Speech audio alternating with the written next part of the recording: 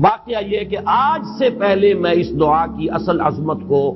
اتنا نہیں سمجھ پایا تھا جتنا آج سمجھا ہوں۔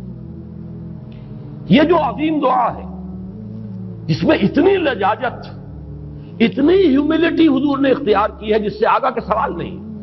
اللہم انی عبدک وابن عبدک وابن امتک،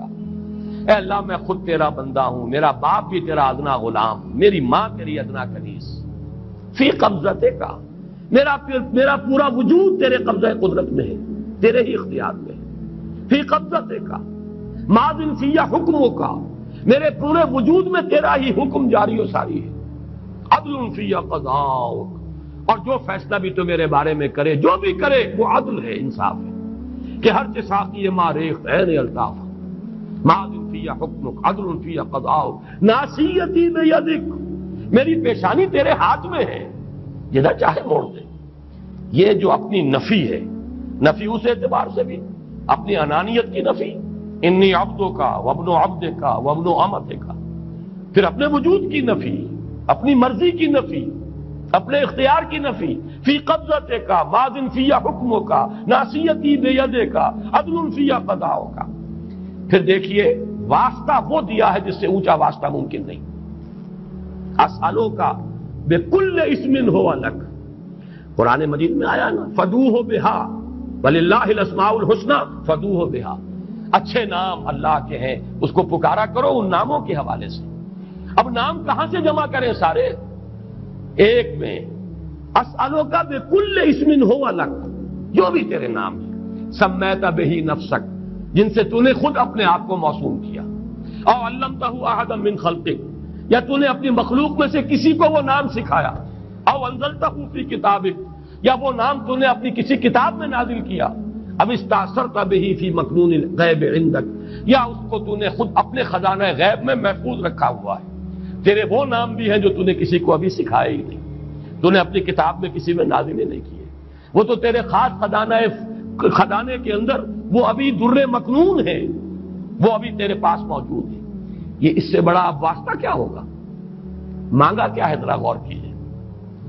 ان تجعل القرآن ربیع قلبی ونور صدری وجلاء حزنی وذہاب ہمی وغمی۔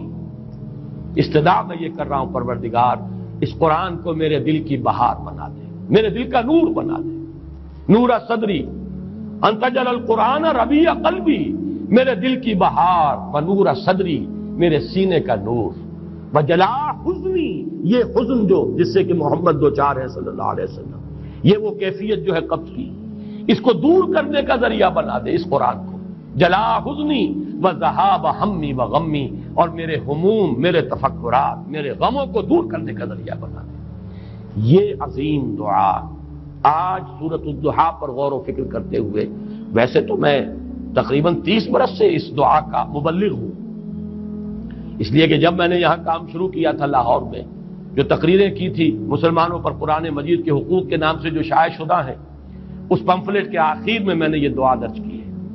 یہ اصل میں کچھ مختلف احادیث میں ٹکڑے آئے ہیں، کہیں کوئی ایک ٹکڑا کم ہے، کہیں دوسرا کم ہے، میں نے بڑی تحقیق کر کے تمام روایتوں کو جمع کر کے پھر اس کو مرتب کیا ہے، اور وہ بڑی خوبصورت میں نے اس کی سیٹنگ کی ہے، اور وہ اس کتابچے کے آخر میں ہے۔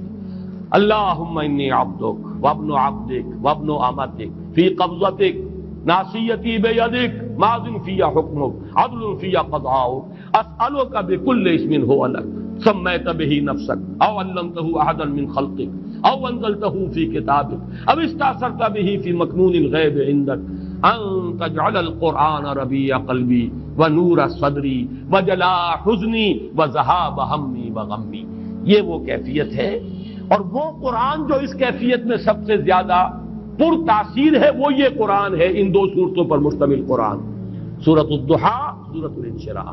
والضحیٰ واللیل اذا سجا